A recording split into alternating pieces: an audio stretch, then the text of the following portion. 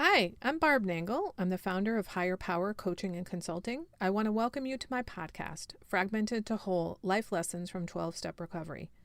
On this podcast, I share my experience, strength, and hope from recovery. I don't support or endorse any particular 12 step recovery fellowship, and I don't claim to speak for any of them either. My hope is that you will find my words helpful in some way, whether you're in recovery or not. This is episode 100, Voices, Music, and Readings of Recovery. Hi, everybody. I am super excited to welcome you to my 100th podcast episode. I have several guests today who you'll be hearing from momentarily. I have Isis, TJ, Kateri, and Vange. Each one of them will be sharing their experience, strength, and hope. And a couple of them will be sharing some music that they've written specifically about recovery. I want to make a bit of a disclaimer before we start. One of the things that I do when I talk publicly about recovery is I don't disclose the particular 12-step programs I'm involved in as a way to maintain my anonymity and so as not to speak for any particular 12-step program. I've asked the guests to do the same today. It's possible somebody might slip, but I just want you to know that none of us speaks for any particular 12-step program, but we're all fans of 12-step recovery in general. I'm going to open with one of the most important readings. And just because I read a piece of literature from a fellowship doesn't mean I'm a member of that fellowship. This reading, which I call Acceptance is the Answer to All My Problems, is from the AA Big Book, and it's a chapter called Acceptance Was the Answer. It's from page 417 of the 4th edition. And it says, and acceptance is the answer to all my problems today. When I am disturbed, it is because I find some person, place, thing, or situation, some fact of my life unacceptable to me. And I can find no serenity until I accept that person, place, thing, or situation as being exactly the way it is supposed to be at this moment. Nothing, absolutely nothing happens in God's world by mistake. Until I could accept my alcoholism, I could not stay sober. Unless I accept life completely on life's terms, I cannot be happy. I need to concentrate not so much on what needs to be changed in the world as on what needs to be changed in me and my attitudes. And I can tell you that I had been around long enough in recovery to listen up when I heard that, but I didn't know what it meant. And so what happened for me when I started to realize, oh, this is a situation where I'm not accepting, is I would say over and over and over again, acceptance is the answer to my problem. Acceptance is the answer to my problem. And what was miraculous was I found that my tension went way down just from repeating that phrase. And what that showed me was it wasn't the situation that was causing me all that stress, it was me. And it was my thoughts. And typically it meant I thought things should be going a certain way. And they weren't. So I wasn't accepting of it. And so that has been one of the greatest shifts in my recovery. I'm going to be doing a couple of more brief readings as we go along in the show, but at this point, I want to turn things over to TJ, who is going to share one of the songs that he wrote about recovery, and then he'll share his experience, strength, and hope for about 10 minutes. Take it away, TJ. Oh, thanks, Barb. It's great to be here. It's great to see everyone. Thanks for all your help, Rev Kev. Um, my name is TJ, and I'm in recovery from substance use. And I chose to recover through a spiritual path that includes 12 spiritual principles that have become the cornerstone of my life. And so basically, we have a really easy guidelines for how we present. It's I don't know if you wanted to roll the music Totally up to first, or you you. wanted to. Yeah. So let me put it this way. I found myself hopeless, in a hopeless state of mind and body. I had a disease uh, I identify as an alcoholic. I had a disease where my mind would not prevent me from thinking about alcohol incessantly, obsessively, in one form or another, either just having to have it or I could manage it like other people do. I don't know exactly. It always manifested some way. And it basically took over my thought life until I would basically just have that first drink. And then I believe I have an allergy to alcohol. It's not like other people. Once I start, I can't stop. When I have the first drink, um, all bets are off. It's go time. And it's been like that since I was 11 years old. And so it's taken me to some places that are, pretty bad. But anyway, health wise, otherwise, burning my life to the ground, I did it all, and so the the solution I found was through a 12-step program, and I'm also a lifelong musician. So in addition to having recovered and I work at it, I work at these. I went through this program and the 12 steps with a sponsor. I have a lot of sponsees. We work on the program. I'm very active in the 12-step fellowship, and I'm also a lifelong musician. So when we all got kind of isolated through COVID, I started a project and I wrote a song in sequence, one song for each step, and put it together, a 12-song album. I call it. It's got kind of a NASA moon landing theme, and it's called 12 Small Steps for Us, One Giant Leap of Faith. And the song that I love to feature is a song called Powerless, and that's really that's about the first step. And with recovery in the recovery vehicle that I chose, the first step is to admit we're powerless over the substance and that our lives have become unmanageable. And if you look at the two sensations that happened to me, one is the obsession, and two is once I caved into the obsession and had that first drink or drug, that was it. I couldn't stop. And that was like from the first time I ever drank. It was like I never ever took a social drink. I've always drank for effect, and always manipulated the situation so I could drink to the way I wanted to, and not conform to the way, polite society does, I guess. And I think, yeah, I could try it 1,000 times. I try to just people who order a glass of wine at the bar before they go to the table at the restaurant, and they leave the half a glass there when they go to their table. I could never do that. It just didn't work out. In fact, if I was watching that, I'd be fighting myself to not go finish their drink for them. It's just nuts. I'd say, in my opinion, and I'm not a doctor, but it's my opinion, it's a mental disorder. And but there's a solution. So if you're having one of those, lifetimes whereby you're just you're in incomprehensible demoralization over your inability to quit using drugs or drinking, there is a solution. If you reach out to one of these 12-step programs and you're willing to do the work, you can recover, and then things get good. So anyway, I've been a lifelong musician, written a lot of tunes, played a lot of music, toured all around, and I dedicated this next album work to the 12 Steps of Recovery. And the first song is a song called Powerless. And I guess we can either roll that now, or Rev Kev, you want to roll that? Thanks.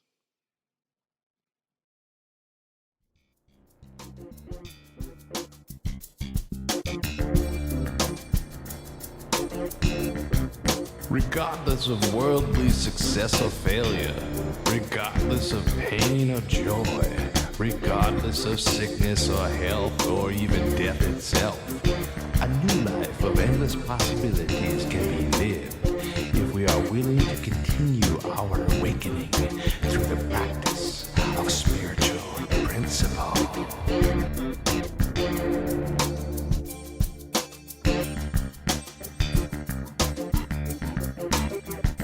We've been beat up and abused, need to give up but refused. Try It's coming unglued, been pummeled by life. Everything is a fight. If it just to come around, we'll get tight. Hiding our face from the light, it wasn't us, it was them.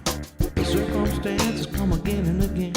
Powerless, powerless, great God Almighty, we are powerless. Over substance. Powerless, great God Almighty, great God Almighty. Falling out of control. Something calling us, 'cause we wanna be whole. Surrender, or what we don't boast. We'd rather die than to keep up the ghost.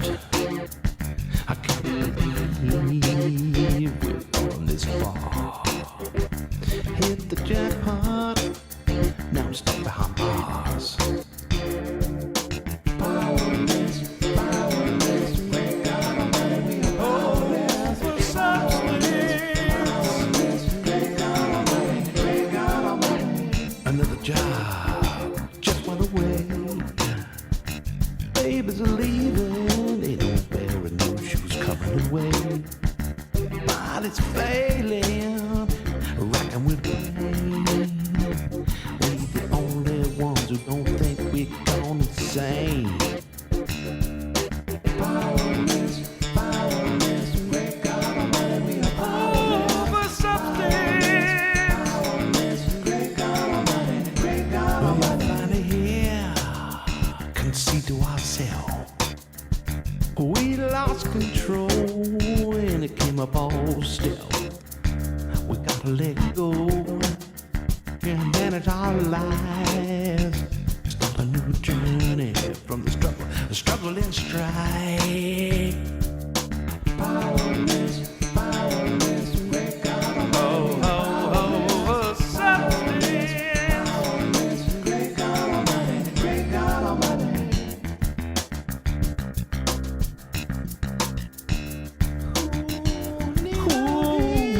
Need a healing. I need a healing. Need a healing in my soul. Need a healing in my body. I need a healing. Lost control. I need a healing. Take me home. I need a healing. Need a healing. I need a healing. Need a healing. I need a healing.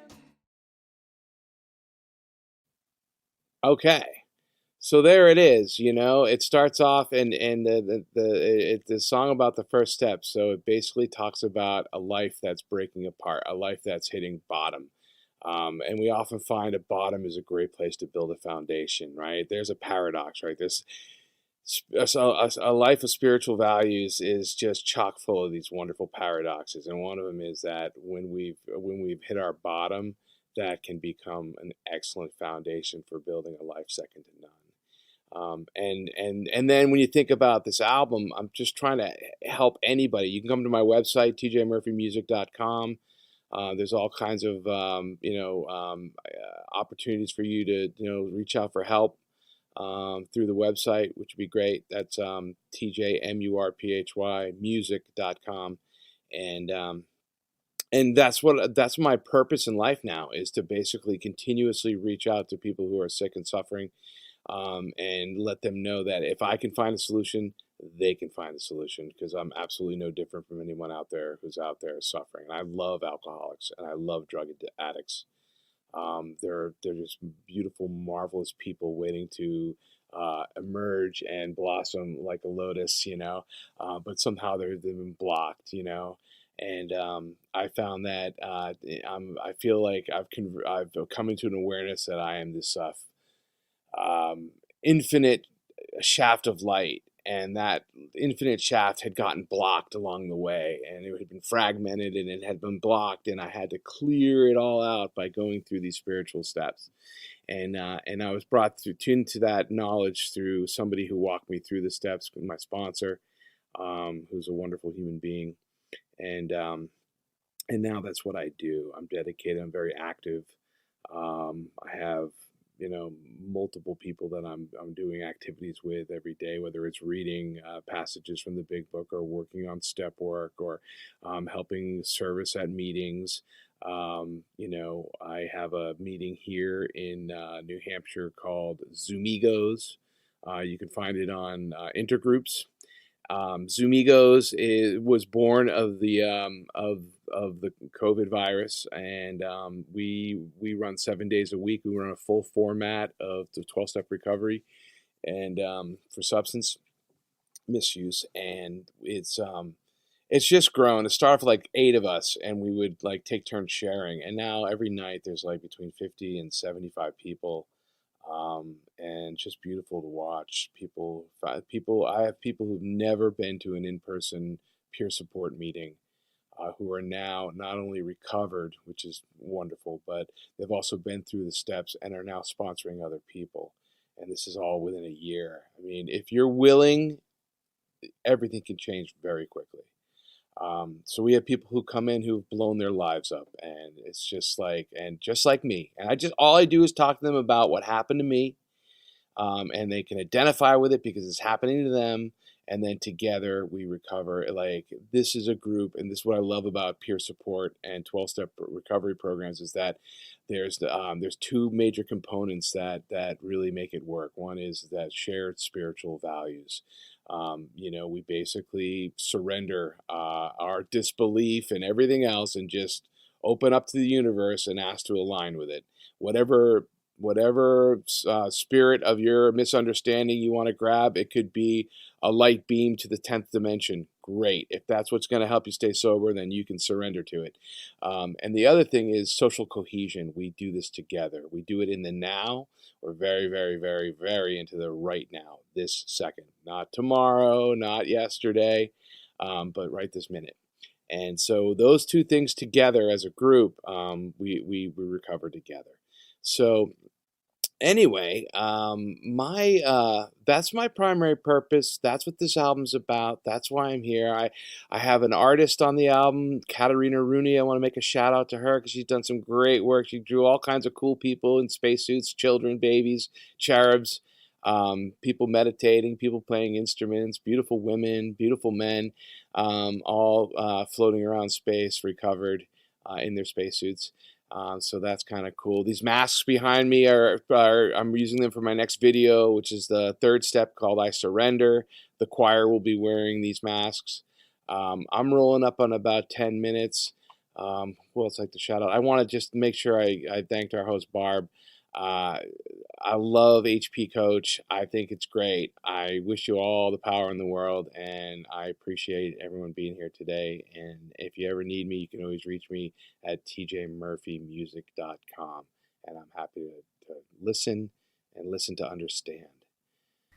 Thank you. Thank you so much, TJ. I really appreciate that. I loved how you talked about the 2 components of the program. I've never heard it quite that way before.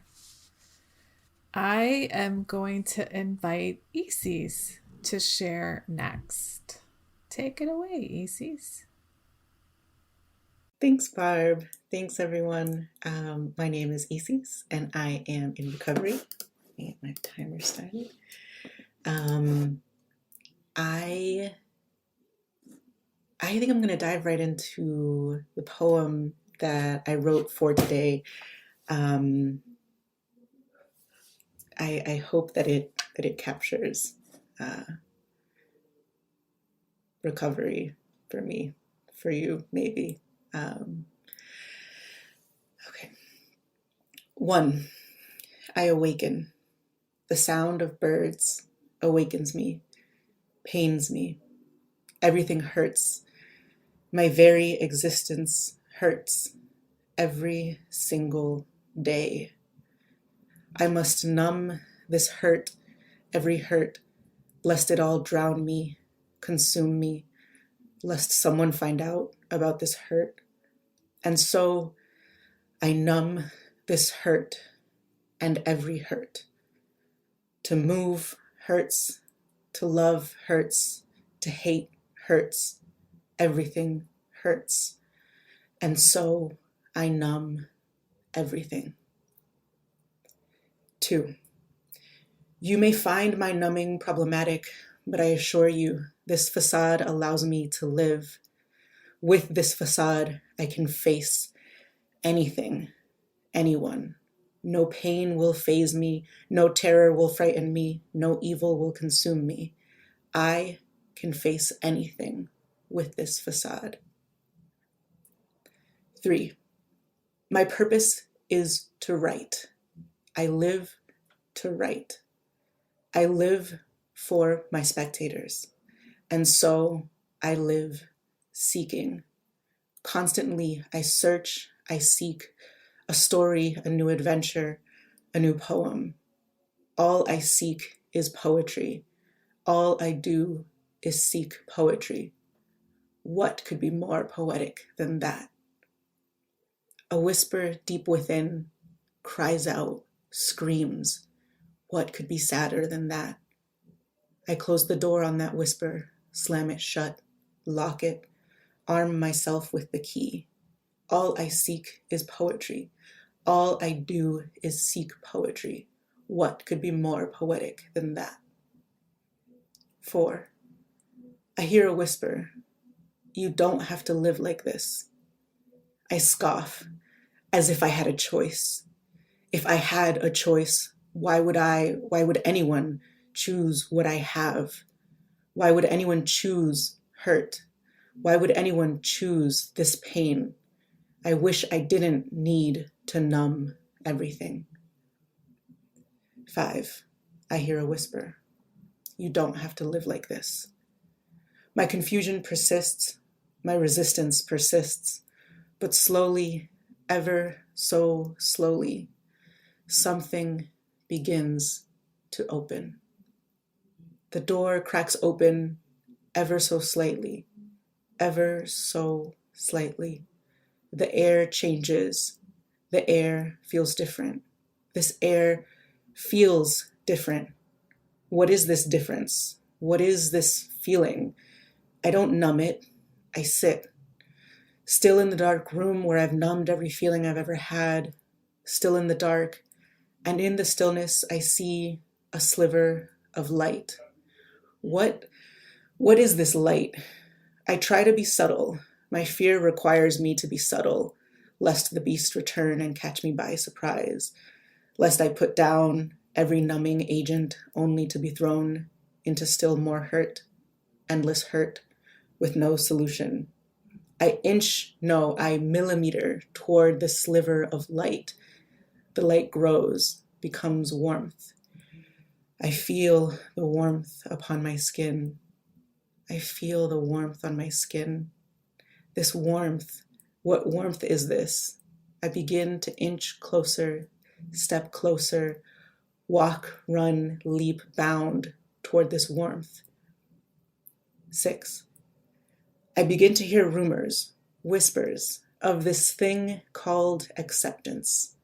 It sounds like something I'd enjoy. How can I get this thing?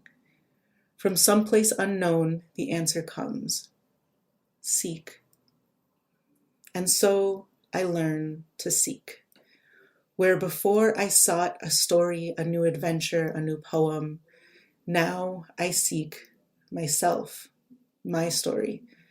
I seek understanding, growth, acceptance. I work toward what I seek, and what I seek, I find, time and time again. 7. I awaken to warmth. Deep warmth awakens me. I have worked for this warmth, this light. I have shed the need to numb. I have shed the desperate need to numb every feeling. Instead, with warmth embracing me, I feel. 8.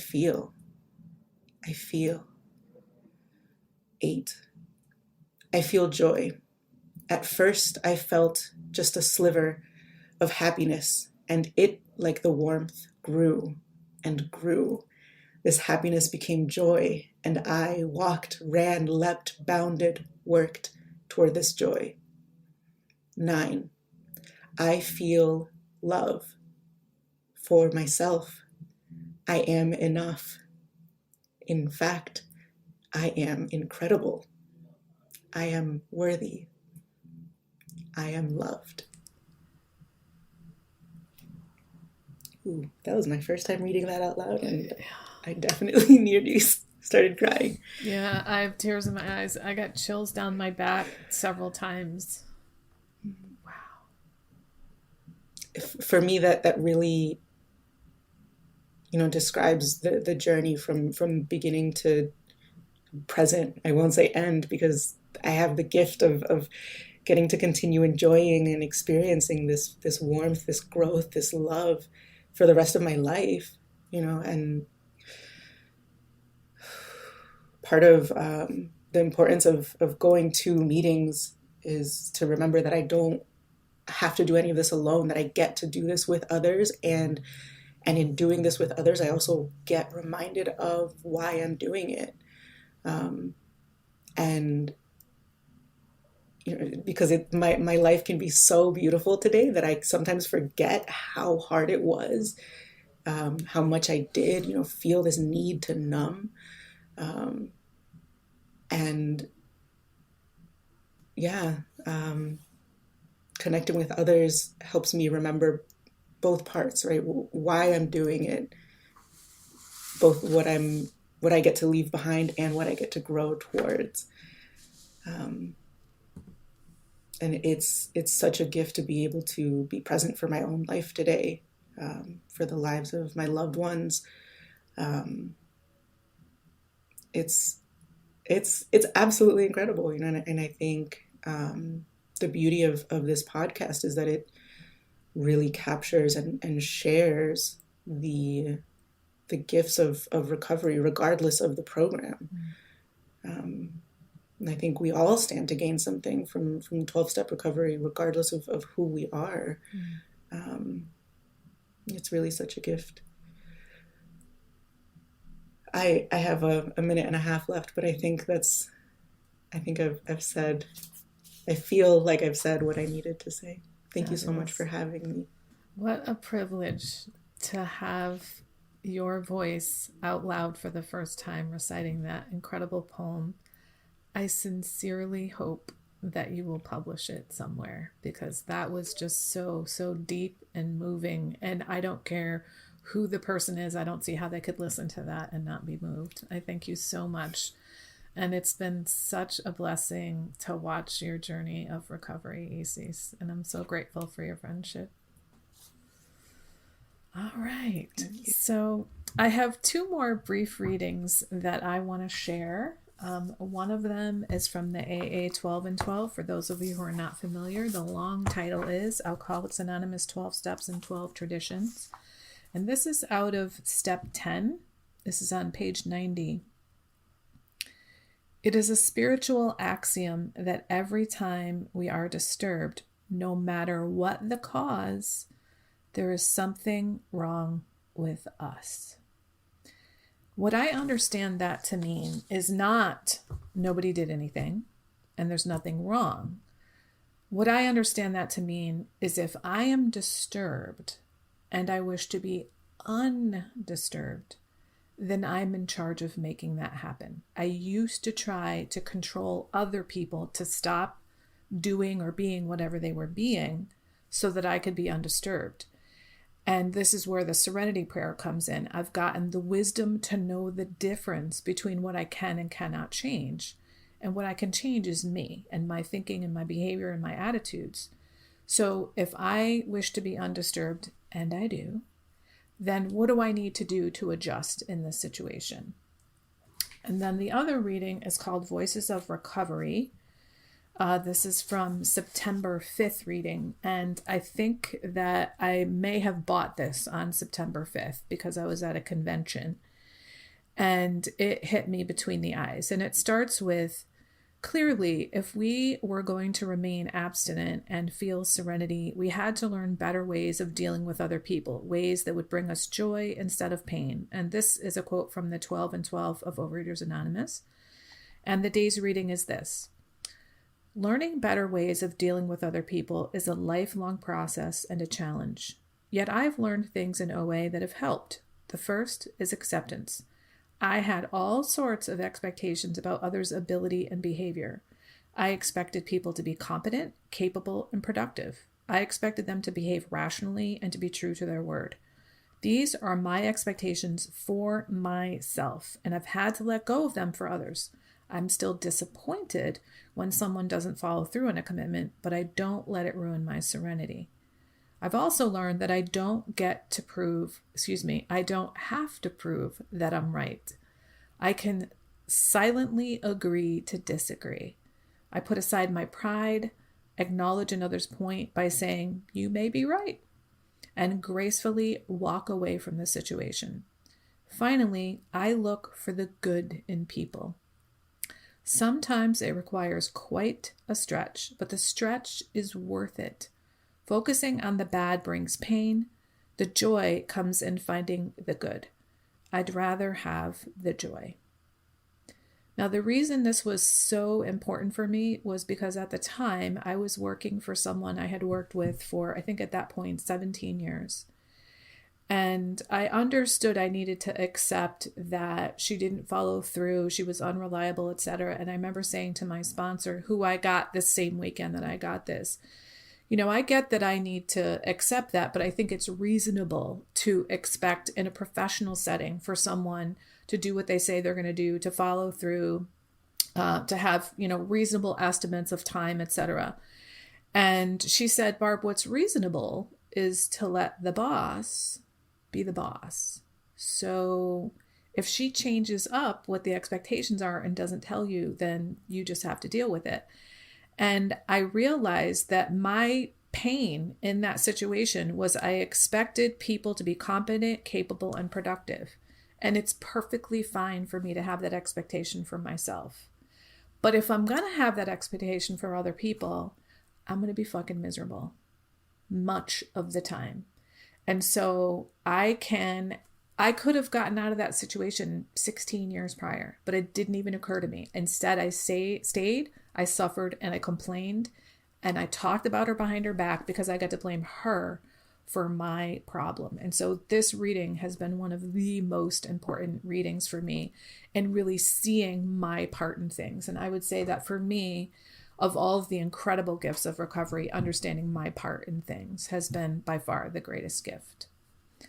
So now we're going to move on to Vange. So Vange has written a whole bunch of songs, but she's written a couple about recovery that she's going to share today. So we're going to have her share one song and her experience, Strength and Hope Now, and then we'll come back to her sharing another song after that. So take it away, Vange. Hi, everybody.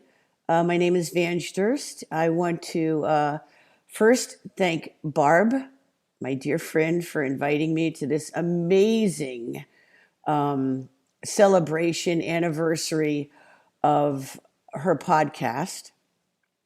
Barb, I have listened to your podcast at 2 a.m, walking on the Merritt Parkway in freezing weather. And I have listened to your podcast walking along the beautiful sunlit beach. And no matter where I am, every single one of your episodes brings me, it brings me comfort. I feel like I'm not alone. I learned something. And so, I'm very grateful for you, and I'm just glad to have you in my life. And again, I thank you for inviting me here today. I want to thank everybody. What I've heard has just been wonderful. The music, the poetry. A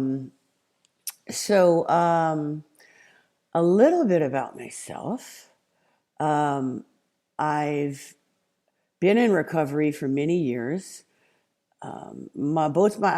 My parents were both alcoholics, so I'm a double winner. And my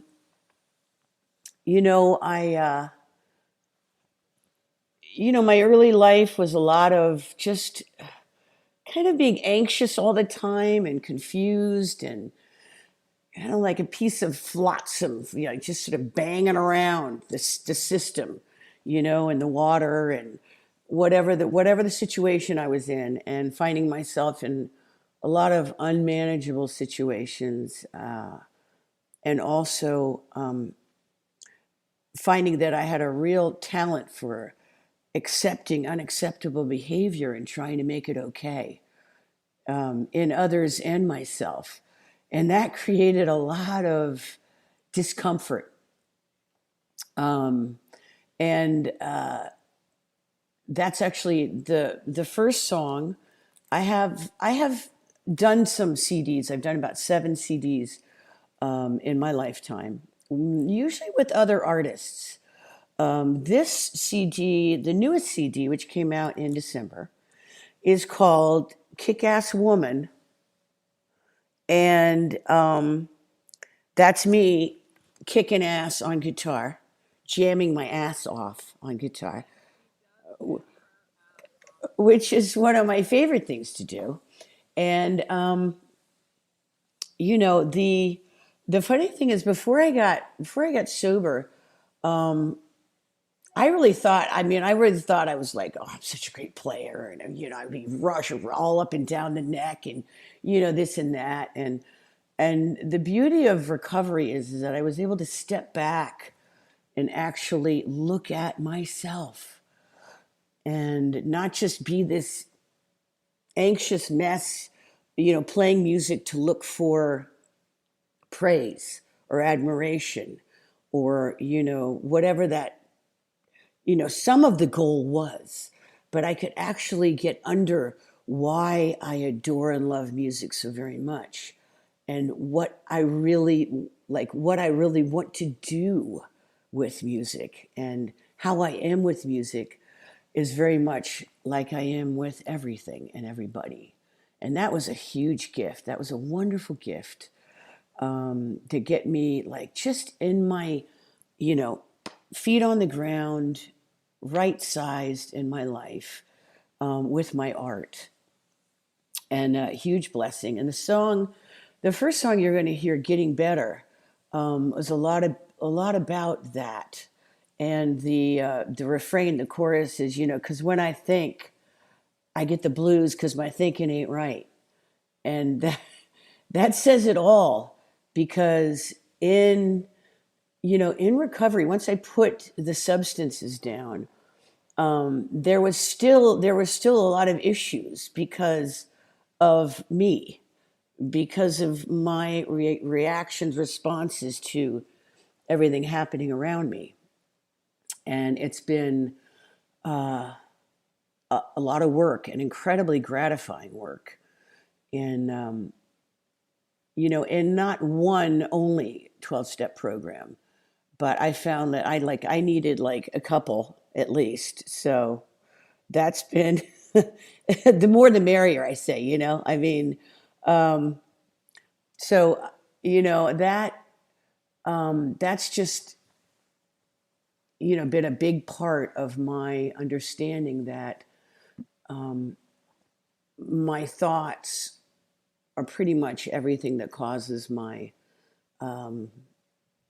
reality. So I can wake up in the morning in just a shitty mood, and then if I track my thoughts, I'm like, oh, wait a minute, you had this thought right before you woke up that, oh, you're not good enough, or you're not a good grandma, or you weren't a good mother, or whatever the story is. It's like here it starts coming in. And so the beauty of that is that I can track it and reframe it and take some breaths. And I love that you spoke about the acceptance paragraph, Barb, in the beginning of this podcast, because that's everything also to me, because I find that I can react, pretty quickly. And especially with like somebody that I have intimacy with, like my spouse, because intimacy and I were like, we were not good friends. I mean, I thought I was like great. Well, I thought I was a great lover and everything, I'm this, I'm all that. I'm like, I'm so whatever. And then I get in a long-term, deep, intimate relationship. And I was just like, what the, like, and then I was starting to get reactive. And so there was more work. And the good thing is that I didn't put stuff into my body to rationalize, justify my own bad behavior, or my own, not bad, but just unacceptable, that that I'd grown up with. I was able to move through that. And, I'm so grateful for that because, I've been married for some years now, which would have been a complete impossibility. Complete impossibility. Okay. I would probably not be here. I'd probably be dead. I wouldn't be married. I wouldn't be sitting here on this podcast. And I wouldn't be down here, going out and playing for people, playing songs that they enjoy hearing, and, making some nice side money and having retired at the age of 62 because I was in recovery. So all of that is because I came into recovery over 24 years ago, and I was able to basically create a life beyond my wildest dreams.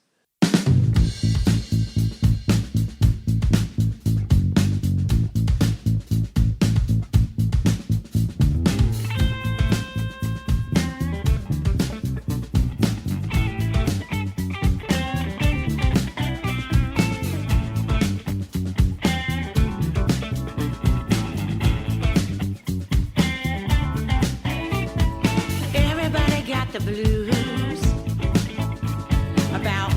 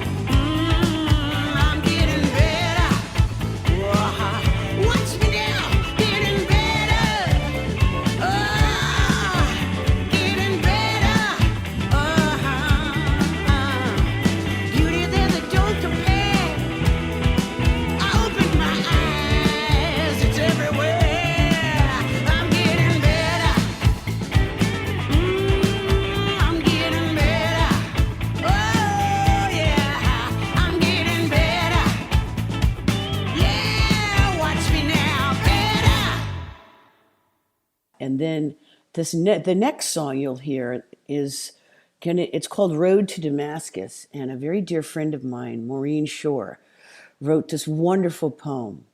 And I was just playing around with it, and I tweaked it a little bit, not very much. The essence of the poem is about surrender, because the song is about, Paul on the road to Damascus. And, it doesn't matter that neither she nor I are, super into the Christian faith, Jesus is wonderful, etc. But the whole parable of Paul on the road to Damascus, she brilliantly brought it into, into it being a story in this song of recovery and of surrender. And that's been huge because I find in my recovery, if I don't surrender, I suffer. And that could happen many times on a daily basis. Like for me, it's probably about 10 at least, where, I'll be dealing with some shittiness because, I don't come from easy people and I'm not easy people. If I was easy people, I wouldn't have had to be in 2 12-step programs and therapy, et cetera, et cetera. I'm grateful for who I am and what I've become. And a lot of that has to do with being able to surrender and accept on a daily basis that I can move through something quickly. I can accept it. I can own my part of it. And I can just then move forward and then be in the joy of the day and be in the moment of the day. So, I think that's probably it for me. I just want to thank all of you for being here. And Barb, I love you. And I thank you for being a mainstay in my life. You are like the Rock of Gibraltar for me. You're my Barb. So, and I'll never forget the conversations we had. I'm out on the highway. You're in your broken down caravan somewhere.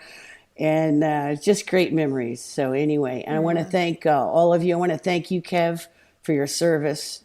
It's good to be here. So thank you. Thanks, Vange. What Vange is referring to is in the fall of 2018, I took a 6-week solo road trip in a camper van, mostly out west.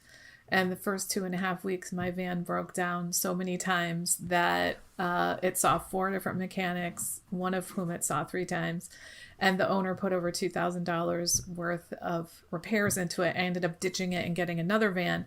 But because I was often 2 or 3 time zones away and Vange was working overnight on a road crew and could talk on the phone, I'd be talking to her and she's like, yay, I have a human to talk to. And so we talked a lot during that time and I needed it. I needed the support. So thank you so much, Vange. I appreciate that. I love you too. And you're a mainstay of my recovery. Actually, I feel the need to share this. In one of my programs that is not a program that Vange is in, my sponsor had a relapse. And I was pretty flipped out, as you can imagine. I think I was I don't think I was even 2 years into recovery in that program. And I was like, who do I talk to about it? And then Vange came in and sat down next to me at a meeting. And I was like, that's who I need to talk to. And it was beautiful. What she said to me, here's what you say. I heard this, and you stopped talking and you let him speak. And she also helped me figure out what to say the day I was going to talk to him. She called me before we went over it again. She prayed with me, which nobody had ever done anything like that with me before. It was an incredible blessing. And then she talked to me after I had the conversation with him. And that was a life-changing moment for so many reasons. So thank you so much.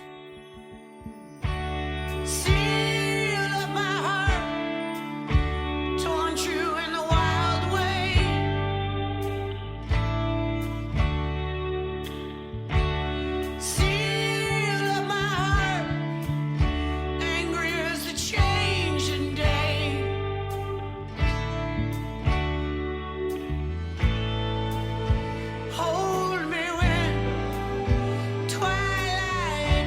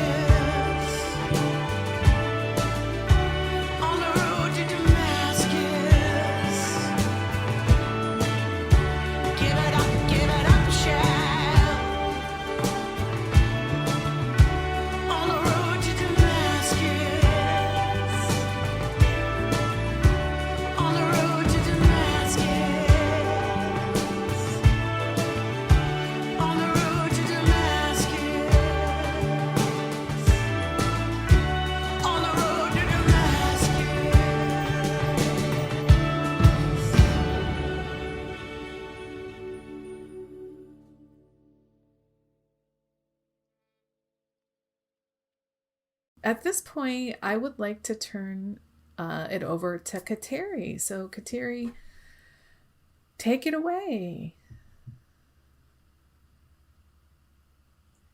All right. Can you hear me okay?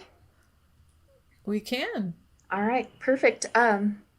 Kulamausi, Kateri, and Denawethe. That means hello. My name is Kateri in my native language. My name is Kateri. I'm a person in long-term recovery. I'm from the Mohican Nation, and so I just shared a greeting from my traditional language with you guys. So just to start and share a little bit about my background, growing up as a kid, I come from a really good family, and they were very loving, and I kind of grew up around the rooms. So my dad was in a 12-step fellowship, and we would always have people from this fellowship over at our house, so I'd be growing up and they'd be out in the garage smoking and, telling stories or having meetings or whatever. And my mom would always come out and bring them coffee and whatnot. And when I was young, my parents got divorced and I didn't really get to see my dad a lot. He traveled for work.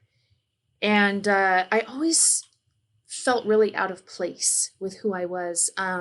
So I'm a Native person. I identify as Native, but I'm mixed race. And, sometimes I felt like, I was too Native for white people or too white for Native people. And so I grew up being really, really shy and quiet. And I had an older sister. I actually have a lot of siblings, but one of my older sisters, she would always talk for me when I was little. So they would say, "Oh, what's your name?" Her name's Kateri. "How old are you?" "Oh, she's 3. And so I didn't really grow up like knowing how to use my own voice. And for a long time. And I got bullied as a kid for being shy. And I got bullied as a kid for being really poor. We grew up really poor. And so as I started to grow up into my teenage years, I started using alcohol to start. And what I found was that it made me feel like I was more outgoing and could get out of my shell. It made me feel like I could connect to people. It made me feel like I could make friends. And, I liked that feeling because that's what I was looking for, was that human connection.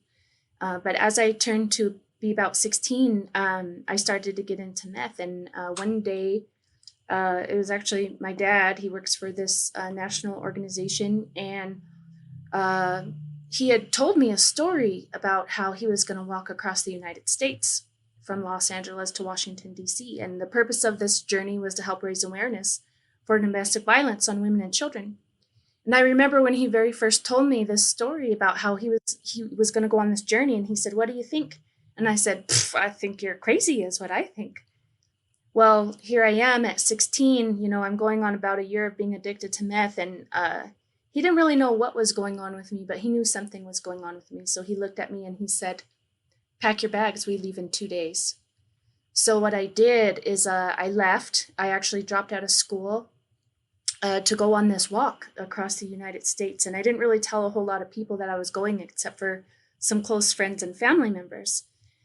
So for the next 3.5 months, we literally walked from Los Angeles to Washington, D.C. And the journey took 109 days, and we pretty much slept in tents the whole time. We would set up in camp, and we would walk or run by day, and then we would set up camp at night. And we would have what's called talking circles. Every single night, we would have these talking circles. And it was really the first time in my life that I got to be surrounded by people who knew the culture and people who were in recovery. And so, when we had started that walk, I was 2 days sober and going through withdrawals from meth, and nobody knew it. So I was detoxing on my own and, trying to figure out life. As I'm sure all of you remember, that feeling when you first got into recovery. But there's people on that walk. It completely changed my life. And, they changed my life. Their words that they shared changed my life. And some of them, I'll never even know their names. But I remember the words that they shared with me and, how they spoke about their lives in recovery. And I thought, I want that too. That's what I wanted for my life. Because, before I went on the walk, there was kind of 2 low points that I really hit that I knew that I was getting out of control. And so one is when my older sister was pregnant And, I was mouthing off to my mom, and I didn't really normally do that. And so she kind of called me out on it. But the way that she did is I was going to go take off in my car because me and my mom got in a fight, and she jumped on the hood of my car and she started yelling at me, and she's pregnant, on the hood of my car. And it made me kind of like have this realization like, whoa, what are you doing? That's not okay. This is not who you are.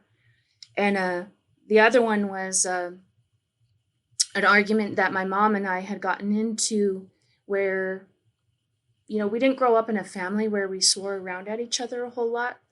But in this argument, I remember I was trying to take off, and she had actually kicked my legs out from under me. And I was standing outside of our house, and all the neighbors could hear, and she sat on me, and I was like sitting there screaming bloody murder, and when she had kicked my legs out from under me like that, I looked her in the eye and I said, and excuse my language, but I said, "Fuck you, bitch." And it was like this realization inside that was like, again, this is not who you are, and I had probably wrote my mom after that point like 20 letters begging her to put me in treatment, but I just never had the courage to give them to her. So, I went on this walk instead. And what came to me and like what was my realization and what was missing from me is my culture and the things that I learned along this path. And I remember one night we were in Albuquerque and we were staying at this tribal college called SIPI. And along this journey, we had carried with us a crimson silhouette of domestic violence survivors. And they had these gold hearts on them. And it would say their name, their age, how they died, and what happened to their perpetrator. Well, there was this little girl that we carried with us all on this way, and her name was Brandy Jo, and she was 6 years old, and we told her story everywhere that we went. So this one night, we're staying the night in the college, and I slept by her in my sleeping bag. And I just remember that it was the very first time that I opened my heart up to my higher power. It was the very first time that I decided to pray. And I didn't grow up, having a higher power in my life. I didn't believe in a creator. I didn't believe in any of that. So for me to make that move and open myself up and say, okay, I can accept you into my life. It was a very powerful moment for me. And so being able to, carry teachings from my culture, and I'm still learning, but it gave me a lot of gifts in my recovery. And during that journey, I attended my first 12-step meeting. And, I was 16 years old, and most of the people in the meeting were like older, white men. And they were talking about losing their house and losing their family and their spouse and stuff. Those weren't things that I could relate to. So I didn't connect to that particular fellowship for a really long time because like that, this doesn't apply to me. But later in my recovery, I became a little bit more open. But as the journey started to come to a close, I got really scared, because I knew I was going home, and I didn't really know what was waiting for me on the other side, because I had just disappeared on a lot of people. I had a lot of people that were going to ask questions. And I didn't know how to behave, because I dealt with all of my emotions and the things that I experienced in my life through drugs and through drinking. And so it's like, I remember my first New Year's Eve, home, and I was sober, and I'm like, what do you even do for what do you do for these kinds of holidays? Like the year before, I was partying my butt off, and, I can't even really remember it too good. But so I had a cousin who had gotten into treatment, and she had gotten out of treatment right about the same time that I got home. And so we got to be sober together too, because we had been partying before. And we're like, we don't know what we're going to do. We're just going to take some toilet paper and tear it up as confetti and throw it in there and be like, Happy New Year, And so it's just the matter of trying to figure out how to adjust to life on life's terms, and how to do that in a sober and healthy way. And, back then we didn't have a lot of young people meetings or anything like that. So it felt very lonely, but it was better than what I was doing before. And then I started to make some connections, as I grew stronger into my recovery, to people that were in recovery too. But, the issues that I was facing as a young person was more around peer pressure and family and, just how to, deal with being in school and actually going, those were the things that I was dealing with.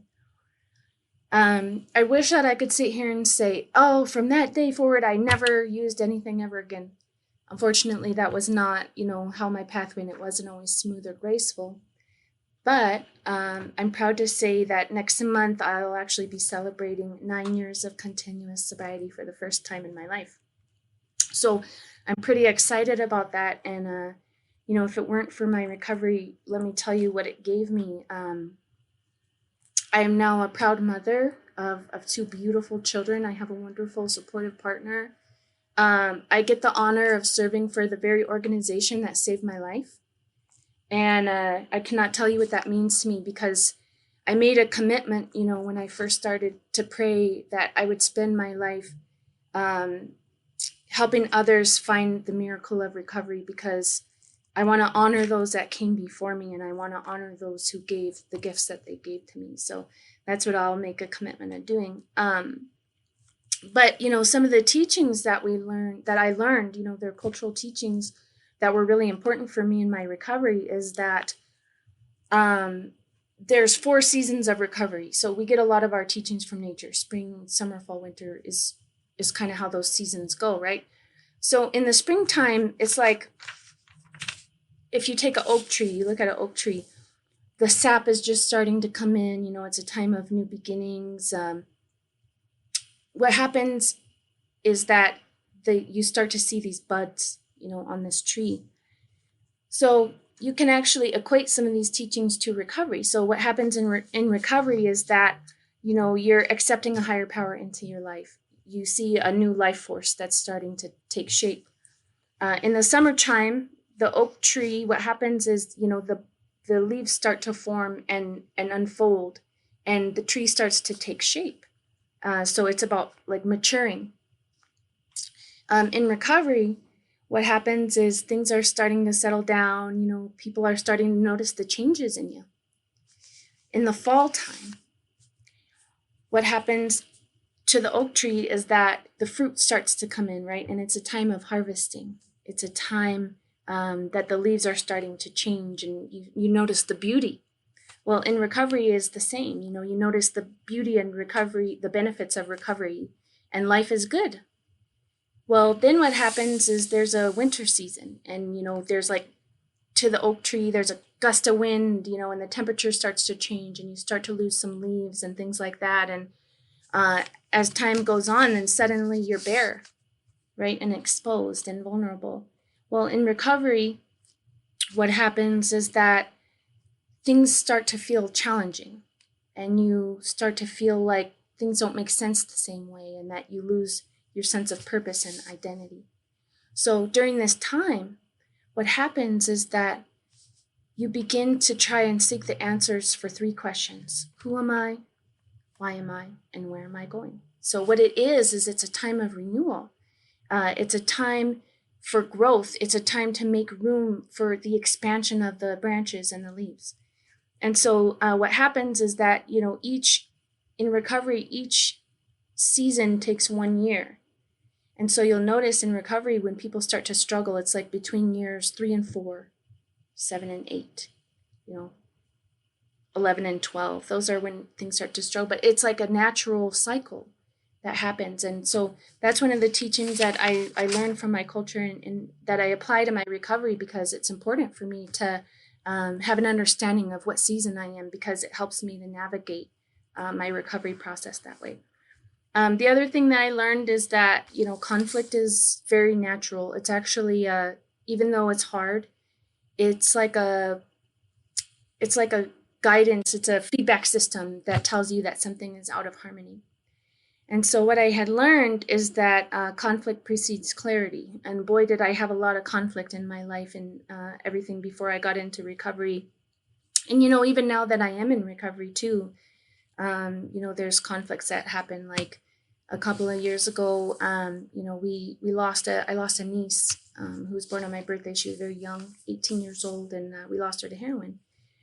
And so what I learned from that is that even in my recovery, even through going to meetings and having my sponsor and stuff, things are still going to happen that are challenging, and that recovery knows no bound. Addiction knows no bounds. It knows no earth suit. It knows no income level. It crosses every barrier, but so does recovery. And so I learned that through the loss is that recovery is still possible no matter who you are. So anyway, I'm sure I'm probably over my time now, but I just wanted to thank you guys for allowing me the opportunity to share a little bit about my story, to share a little bit about some of the teachings that I've learned that have been helpful for me in my recovery. And I want to close this off with a prayer that I learned, which is, Creator, thank you for what you've given me. Thank you for what you have taken from me. And thank you for what you've left me with. Beautiful. Kateri, I wonder if you wouldn't mind taking a moment and talking about the Wellbriety organization for folks that don't know about it.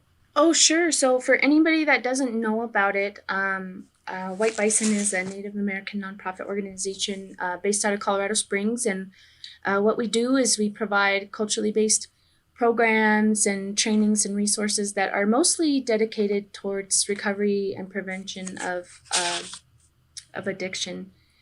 And our mission is creating and sustaining a grassroots Wellbriety movement that provides culturally based healing to the next 7 generations of Indigenous people. For anybody who is not familiar with what Wellbriety is in the Wellbriety movement, basically what it means is living a sober life that is balanced emotionally, mentally, physically, and spiritually. It's about whole person wellness. So the analogy that we like to give is, let's just say you got a jerk and he's drinking, and all he does is quit drinking. Well, he's sober, but he's still a jerk. So we have to focus on healing and wellness in all of those different areas. And so we take that approach in all of the different programs that we have to offer for adult treatment and recovery, youth treatment and recovery, youth prevention. We have them for whole family wellness, healthy fatherhood, healthy motherhood, and then programs that focus on healing from grief and trauma. And we have a reentry program for people coming out of incarceration or treatment back into the community.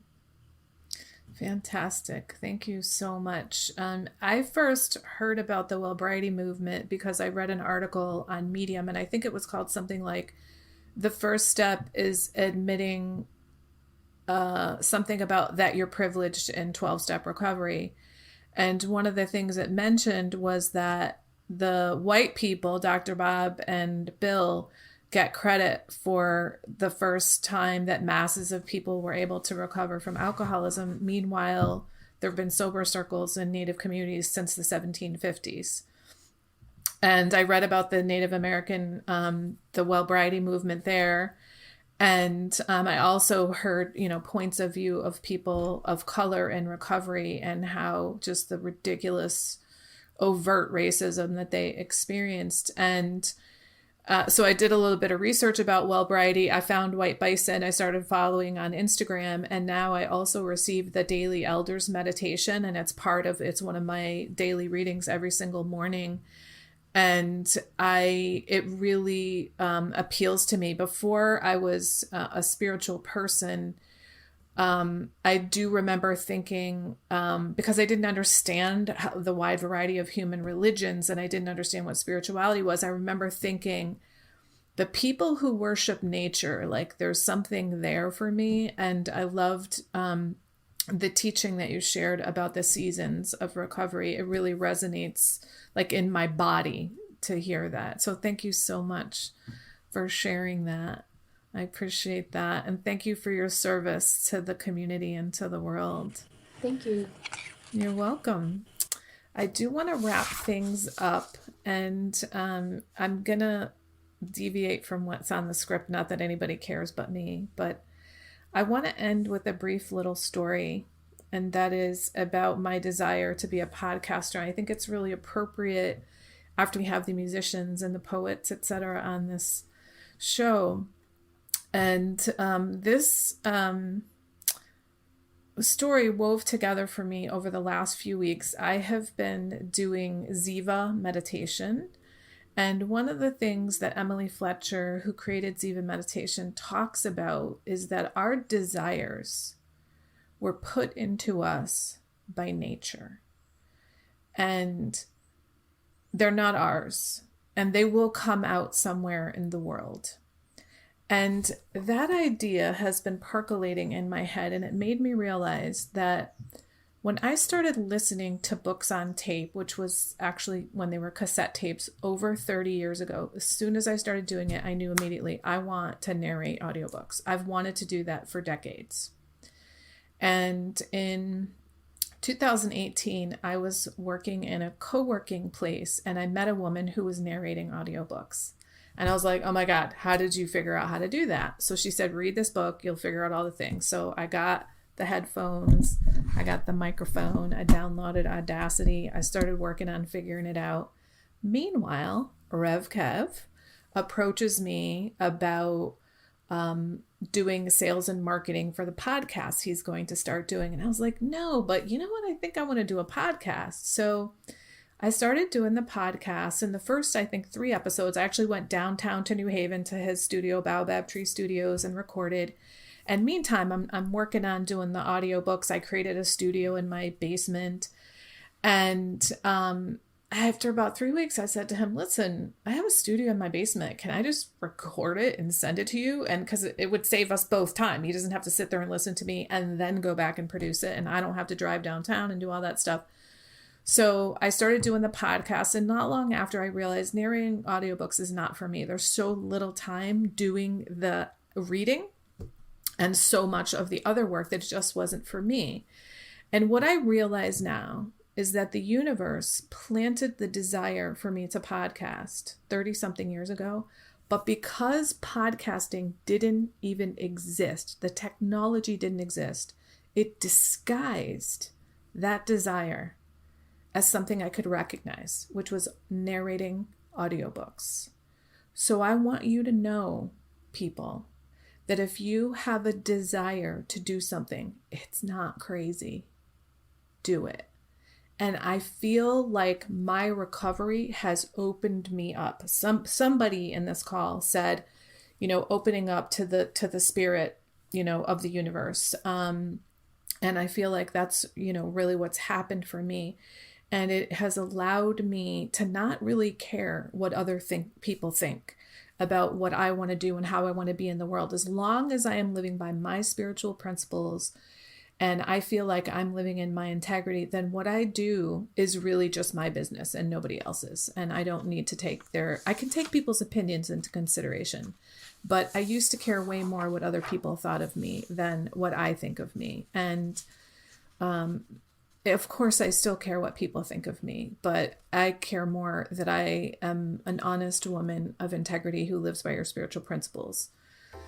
With that being said, I want to thank every single one of you for coming on the show. What a privilege to be here with you all, to hear your stories. I have gotten tears in my eyes so many times from every one of your stories. It's been such a blessing.